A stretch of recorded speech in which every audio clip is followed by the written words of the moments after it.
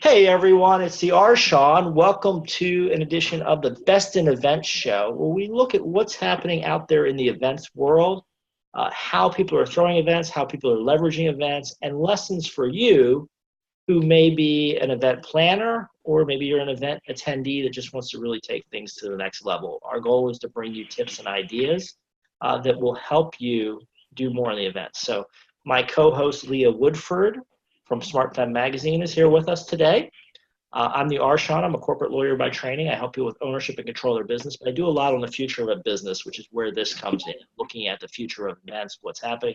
Shehan is joining us from Houston. He's a CPA. He's also very active in events. He speaks at a lot of events, and he's active with the Houston Blockchain Alliance. So when we were thinking about guests and things we could learn, we thought we'd get Shehan involved to talk about what they're doing and how they're leveraging it and how it means more for their business, and maybe give some event tips to you, the viewer. Reminder, we don't do any legal or investment advice on the show. For that, consult your own advisors. Everything here is just for your education. But we do love your comments and ideas, so drop them wherever you're watching. If you're watching this on one of our LinkedIn feeds, if you're seeing it on YouTube, if you're watching on Facebook, wherever you're at, we'd love to hear from you, what you're doing in events, what issues you're seeing. You may inspire a future show. With that, I wanted to welcome Shehan to the show. Shehan, thanks for joining us today. Hey, Chan. Yeah, thanks for having us. Thanks for having me. Yes.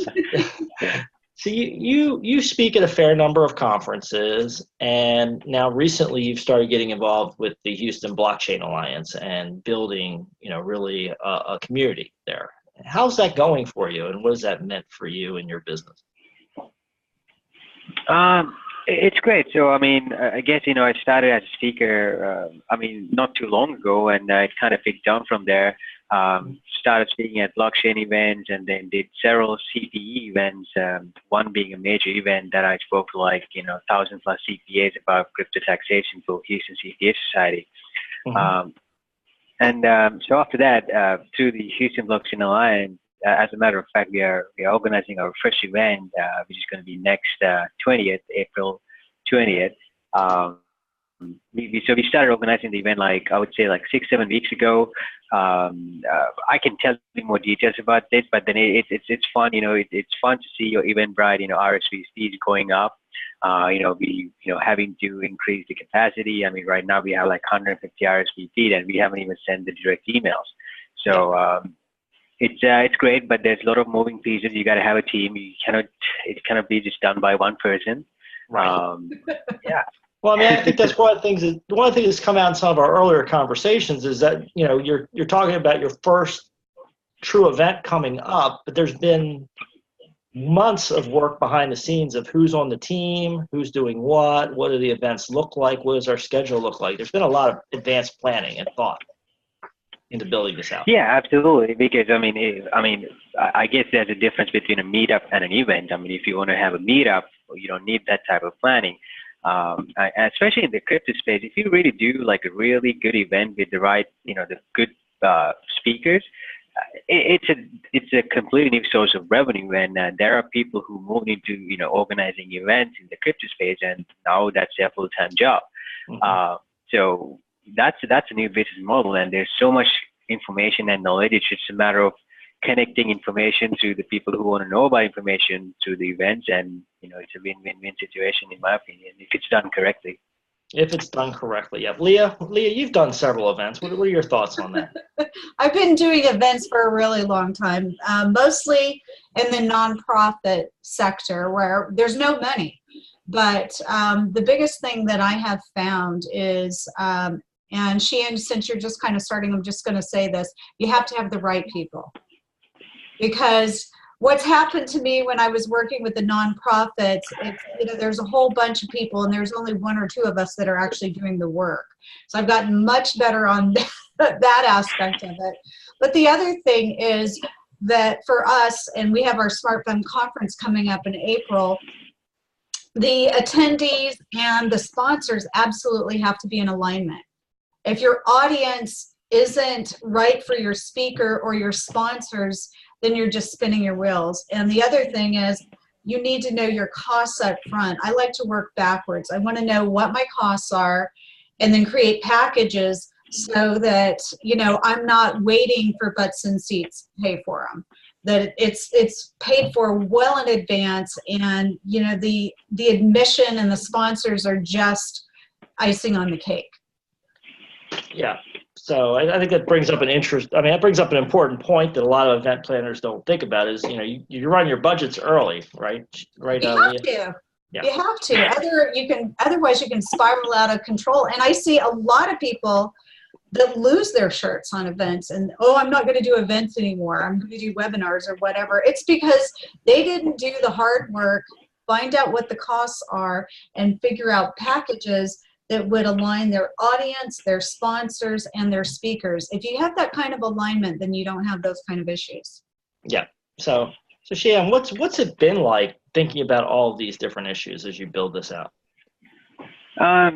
It takes a different skill to get this type of event planning thing done correctly. I'm pretty sure as we grow, we're going to need like a dedicated event planner because it's not an easy task because you're dealing with so many moving pieces from finances to getting the speakers, to getting the event ready, ordering food, and managing the people. And just because the other challenge is that, when you have a team, there's sometimes there's too many ideas going on. So when you have too many ideas, nothing gets done. Yeah. So, not enough Indians, absolutely. Yeah. So then overcoming those challenges and just having that, hey, let's just get things done and move on to the next step. So you just have to have a good leadership as well, and without trying to be mean to the team. So it's a balance, and it's really challenging when you have a full-time job and try to organize a nice event. Well, yeah, because an event becomes a job in itself, right? Yeah, absolutely. Yep. And I'm just going to say, when we did our first summit last year, we did have a couple of hiccups and everything, but the audience never knew. If you're really good at what you do, if something, if a speaker goes a little long or something doesn't happen, if you're really good at it, it'll feel seamless and perfect to the audience. But it takes the right team to really, because whenever you have that many balls in the air and, plate spinning, something will go wrong. But if the agenda and the event is well planned, even if something goes wrong, nobody in the audience will ever know. Yeah. So when you're planning this event, Leah's event, at least her latest events, are very national, in fact, international. She's bringing guests and speakers in from different countries. Yours is more community-based. It's Houston Blockchain Alliance, so presumably most of your people are going to be from Houston and the surrounding areas, right? Yes and no. For the first event, most of our speakers, we got 4 speakers there from Houston, but I'm relatively new to Houston, and so I'm from East Coast, and most of my network in East Coast. So for the second event, we have already lined up some people from Chicago and New York. So, it is Houston Blockchain Alliance, but blockchain is everywhere, and if I see somebody who's a great speaker, I'm going to invite him and just make a great event.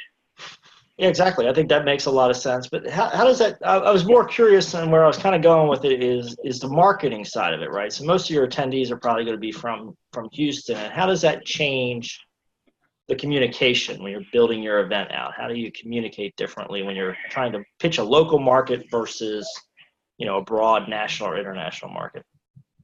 Yeah, so I guess I'll tell you a little bit about our marketing strategy. So it's just simple stuff. We started with a website, and then we have about 5 to 6 members in the organizing group. So we have a wide variety of network as well, including me, CPA. We have a lawyer, we have a hedge fund manager, marketing guy, and so many other big 4 people. So. And then we started sharing about our event to LinkedIn and other social media, and that got a lot of traction. We got traffic through the website, and then we created our personal direct mail list, and we put it on a Google Doc and sent a mass email out. So that got a lot of people in as well. So that's how we approached this, our first event for Houston Blockchain Alliance, and that was successful. But again, if you're reaching out to these, people outside the Houston, unless you have a personal connection, I guess you just had to have a different pitch, especially if you're putting like a really big event together, which we are planning to do in Q4. And right after the first event, we're going to go into the planning of that huge Q4 event because we had to secure a bigger place and do constant marketing, direct marketing for the next coming months. And it's just about it's almost like raising funds for a startup. You're just raising RSVPs and sponsors. So yeah. It's not easy. Yeah. How many people are you anticipating at your event, Shehan? I'm sorry? How many people are you anticipating? So in the Eventbrite, we set the limit to 200. It's on February 20th. So far we have 150. So great. That's great. Yeah, so we're expecting to hit the limit, but then the yield's going to be like 55, maybe 60-ish. Who knows? I mean, maybe more than that. So it will be more than 100 for sure.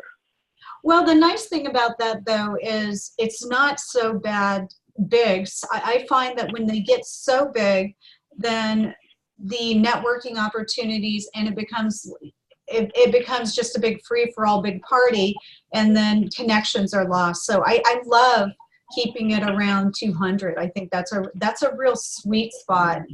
And then it's not a big, people actually enjoy it and they can meet other people. Yeah. But let me ask you this because you're the pro at this. Can you monetize it at 200 people, or you need 500 plus people? Oh no, okay. No, you just charge more. Your packages. Okay. Yeah. Because the nice thing about keeping it smaller, you can connect deeper, and they see what you do, but then they have an opportunity to connect with you, and it allows you to grow the relationship. And that's really, once the trust is built and the relationship is built, that's really where the money comes in. Got it.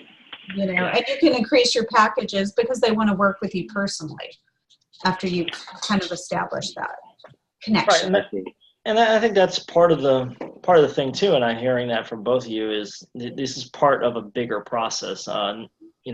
It's hard to do one event once and done and then be over with it, right? It didn't work well at Woodstock, although they became famous. They didn't make any money, and it caused quite a commotion from what I've read. The once and done's hard, but a chain of events becomes something where you get momentum going, right, Shehan? Because you guys are already looking at it. Q1, we throw our first event, we get started, we have a nice turnout, and we're looking to Q4 to have a bigger event. Leah's year after year, hers is an annual event, right? The one she's doing right now. There's a momentum continuing. Yeah, I think it's important, especially we are working for a cause, just to educate the people about the blockchain. So we cannot just have just one event and just show up next year.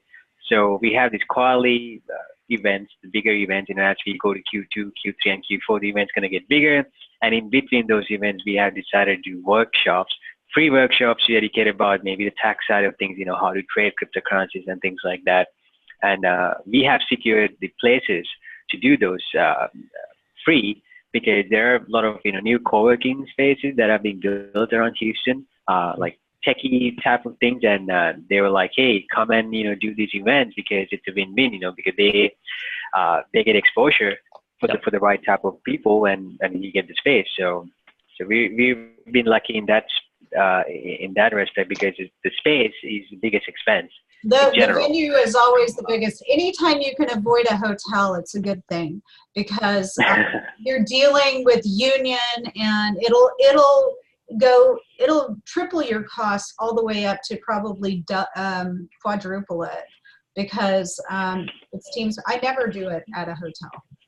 I found out a long time ago. Let me ask you a question. So this might be an amateur question because obviously I'm not. No, there's an no amateur question. So if we want to offer liquor to the people, what type of responsibility do we have? Are we supposed to check everybody's IDs, or how does that work? What you do for that is you would hire a bartending service and pay a fee. I would recommend, I do not do mixed drinks at all. I will do beer and wine, and you pay them to manage the bar, and they actually have the license and the insurance. You ask to see those, and they will send them to you, and they assume all the responsibility for a fee. What if it's just beer? You still have to have a liquor license. Okay. Yeah, I mean, Beer and wine are kind of the same thing. Right. Now, if you start doing mixed drinks and heavier drinks, then your prices are going to go up, and also their liability goes up, so it's going to cost you more. Okay. Yeah. I think that's the big issue with it, Shehan, is first getting the permits. And Texas is very unusual. You know, and it has some very nuanced laws. I understand, and you'd have to double check it, but you know, there's some bars that give out beer for free because you don't need a liquor license to give away beer in Texas, right? So their whole business model is they give the beer and then they charge you for something else, or they take donations. That's a risky business model, but you got to think about not only the licensing side of it, even if you could give the beer away for free, but then you got to look at the liability side. And the other thing you have to do too, Shehan, is you have to, if anytime you're bringing people in, you also need an event writer. You know, unless, you know, I'm with State Farm and they insure my company, and they insure, you know, we have multiple insurance policies, so we don't have to pay for it. But unless you have a large insurance policy, you have to have event insurance too. Yeah. Yeah. So we went through that process, and we got a $2 million policy. So I hope nothing happens. Yeah, no, you hope nothing happens, and you want to take care to make sure that you minimize the chances of it, but there's always the chance. I mean, people trip and fall, accidents happen, you know. Yes. So the good news with the liquor, though, is that responsibility is off of you when you hire that professional. It's on them. Yeah, and you want to make sure that's clear in your contract, right? So the contract says, hey, they take the responsibility. You know, you got the insurance. We're gonna, you know, we're letting you handle all alcohol-related issues. That way, you don't have to fight that battle if it would become that. Okay, good to know. So it's contract negotiation, right? So you want to make sure you're clear. If you're paying them to provide the service, make sure they provide the service. So. You know, and that becomes one of the things. You not only do you have to be good at your core event, but you got to deal with some of these ancillary issues like we just talked about. And I would recommend that you have wine as well, because pretty much every time I've held an event, the wine always goes. The beer, you know, I always have a ton of it left over. I think you're going to find there are more people that drink wine than they do beer. So it's good to either do wine and beer, or just do wine. So Shehan, how does this connect with your business? You know, I mean, the reason why everybody, you know, events are usually tied in some way, shape, or form to business, right? I mean, you're doing the event because it's a profit center, or you're doing the event to attract other business. You know, what's been your experience with this? You know, I know your event's getting ready to happen, but you've already had some marketing buzz. You know, how does it tie to your business? I think it does drive business, but then I don't think that you should go into these events with the expectations that you know, I'm going to get a, you know, sale tomorrow, you know, things like that. I'm just going there to get exposure, not only the business, you know, also to create my personal brand. And especially in Houston area, I mean, I'm lucky. I mean, you know, whenever I go to Houston CPA Society, and they kind of know me, hey, you're the guy on LinkedIn, you're the guy who teaches this. So. So it matters to me that I'm known for something good, hopefully not bad. Yeah. You know, it ultimately does drive businesses, and most importantly, it gives me access to people I didn't know or didn't have before, and that's so much value in the long run. Yeah. I think there's something about being the event host or being on the committee or part of the team, right? I mean, it just gives you a different level of exposure or access. It does. It does. It also positions you as an expert in that market.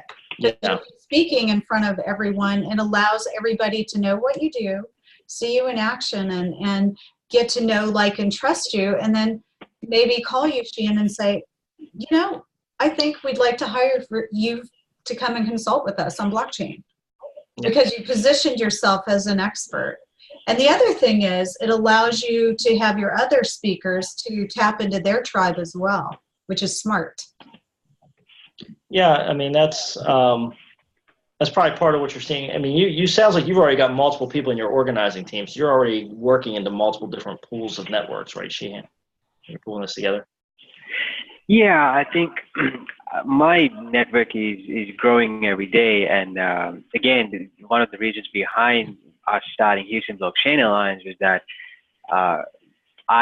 me and a couple of other people, so like very influential people around Houston area when it comes to blockchain. So we kind of wanted to leverage on the connection that we already have and build something bigger. So these days it's just all about who you know. It's not about your skills or anything. I mean, skills are important, but then it's just connections. It's who you know.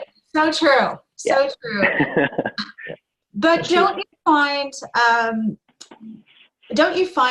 I think what I like about the event is because we're so online and we're so connected, it gives us a chance to really all kind of get together face to face and have a real conversation, which that's what I really like about the events, because I see them in my social media platforms all year long.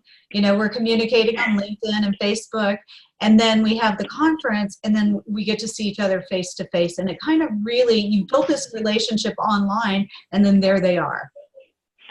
Yeah, those again, like the events and podcasts are a great way to connect with those, I would say, maybe high-profile people, because that gives you a reason to reach out to them and say, hey, come in and talk to them. And after you do the event, or you become buddies, or you become, better connections. So those are great excuses to have to talk to somebody that you want to know. That's true. We use those excuses. They're reasons. They're not excuses. They're reasons. That's right. So, Shehan, we've talked a little bit about your business around this. Why don't you tell people just quickly what you do? I mean, you're in the blockchain world, and you also have your accounting tax practice. Why don't you tell folks a little bit about what you do and how they get a hold of you if maybe they want to know more about the Houston Blockchain Alliance, or they want to have some other business? Yeah, so I'm one of the founding partners of Jack CPAs & Co. We're a full-service CPA firm. Mainly I work in the blockchain space and startup space, help people raise funds and, finding these entrepreneurs, dealing with, some VC private equity space as well. I'm pretty active on LinkedIn, so you can find me on LinkedIn. And I think you're going to put some of my descriptions, because my last name is pretty long, so I'm not gonna say it. Yes. But the best way to reach out to me would be, I'll give you my office phone. It's 713-346-9908 if you guys have any feedback or anything any questions. There you go. I'm going to hit you up on LinkedIn, Shehan. Yeah, he's a great guy. Sure, yeah. We've talked a lot about the future of business and even some of the technical tax aspects and some of the complexity that comes into using cryptocurrency and other things. He knows a lot of stuff. Yeah. I didn't even know CPAs were tackling that right now, so that is awesome. Oh, it's a problem, because you have tax reporting obligations if you're selling cryptocurrency, and a lot of people aren't doing them properly. Shehan's all over that issue, by the way.